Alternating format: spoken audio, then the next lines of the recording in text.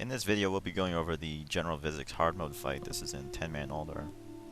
What makes this fight different from the regular mode is that you won't be popping any of the Serenite Vapors that float around the room, which means your casters won't be able to get back any mana at all throughout the fight. Since this is hard mode, I'm going to assume that your raid already knows how to handle Vezax on normal, which means I won't be discussing interrupting his casts or how to mitigate his surge damage or avoiding Shadow Crash or Mark of the Faceless. So a few things to know is that we are 3 healing this. We're using a Resto Shaman, which is myself, a Resto Druid, and a Holy Priest. And before we started this fight, I had the raid leader place me in the tanks group so that the tank could benefit from my healing stream totem. In a fight where you don't get any mana back, it helps a lot to have a shaman for this fight. Right when the tank's ready to pull the boss, you want to, as a healer, shield your tank with an Earth Shield or any sort of priest bubble or anything like that, and throw up as many hots as you can, and drink as the tank runs in. That way you start the fight at 100% mana, but have already completely buffed the tank. Now, the best way to avoid running out of mana before this fight is over is to avoid overhealing. First off, you don't want to be healing up the tank when he's already above 80%, I'd say. It'd be pretty unnecessary. Also, ranged casters and healers need to avoid Shadow Crashes 100% of the time. You really don't want to be taking any unnecessary damage. And also, stay spread out enough so that if someone in range does get hit with Mark of the Faceless, it's not going to... you're not going to be close enough to anybody else where it's going to cause damage to the raid and heal up the boss, thus prolonging the duration of the fight. Now, one of the ways we go about doing that is have healers actually stand with melee. General Vezax won't target any of the melee group with Mark of the Faceless so long as there's 3 people at range. And that's for 10 man. I think the number's like 10 for 25 man. But for 10 man, if you have 3 ranged DPS, like we do, we have a hunter, a mage, and a warlock, none of our healers actually need to be at range.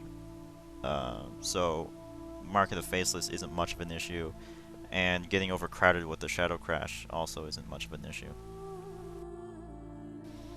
Now, having said that, our Druid actually does stay at range to use the Shadow Crashes when she casts Life Bloom, because it has like a base cost of I think 28% of base mana, which is a lot. And she mitigates that by using the Shadow Crash and then steps out so that the healing over time doesn't get nerfed by that debuff. And with Life Bloom, you actually get mana back, and over the course of a fight, she'll get back about 11,000 mana just from Life Bloom alone. And the other school of thought is that Druids could just proc Omen of Clarity off of melee swings and thus cast Life Bloom with no cost, and that works too. There's really no right or wrong way to do this. We've never had any trouble with the Druid at range anyway, so yeah, there's different schools of thought on how to handle that. Both seem to work just as well, if you ask me, so you know, there's just whatever you're more comfortable with is fine. As a shaman, I kind of just sit back and do nothing this whole fight, to be honest. I keep Earth Shield up on the tank and Riptide 100% of the time, and my healing stream totem fills in the rest, and I really only heal him with a lesser or normal healing wave during the surges when the tank is taking extraordinary damage. Other than that, there's really nothing else to do. To help with healing, trinkets can be used. Like I use Living Ice Crystals. They drop off of Malagos in 25 mana. And it's an instant heal, costs no mana, it's off the global cooldown. It's got, the trinket has a 1-minute cooldown. You can use it almost every surge, pretty much, if you needed that. That's a good option.